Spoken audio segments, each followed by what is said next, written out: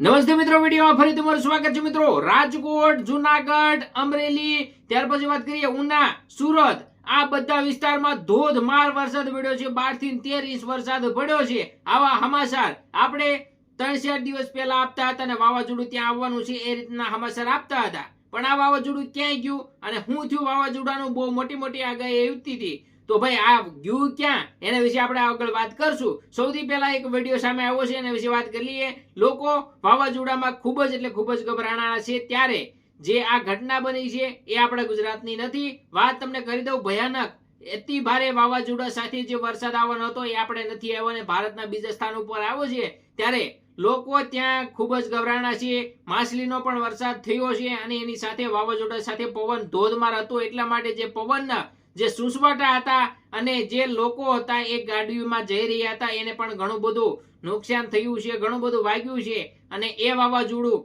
હવે આપણા ગુજરાતમાં નથી રહ્યું ને ગુજરાતને મૂકીને આપણા ભારતના બીજા રાજ્યમાં જઈ ચૂક્યું છે। તો ચાલો આપણે મેપમાં પણ જોઈ લઈએ ક્યાંથી ક્યાં ગયું અને હવે એનું શું થવાનું છે। અને વાવાઝોડું આપણા ગુજરાતમાં આવવાનું હતું, તો હવે એનું શું થયું એના વિશે પણ વાત કરવી આપણે મેપમાં જઈને। ક્યાંથી ક્યાં આવી ગયું એના વિશે વાત કરશું। જો તમને વિડીયો ગમે તો વિડીયો લાઈક કરી દેજો, ચેનલમાં નવા હો તો સબસ્ક્રાઇબ કરી દેજો।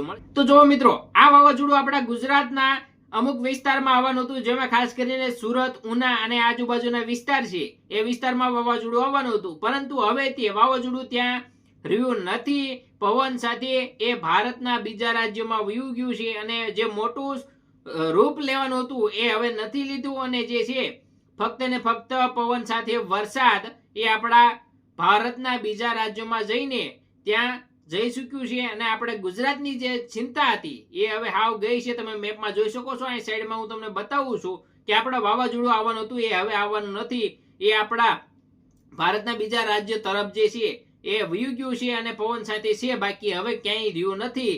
તો વિડીયો ગમ્યો હોય તો વિડીયોને લાઈક કરી દેજો, ચેનલમાં નવા હો તો સબસ્ક્રાઇબ કરી દો। મળીશું ફરી નવા વિડીયોમાં, ત્યાં સુધી જય હિન્દ, જય ભારત।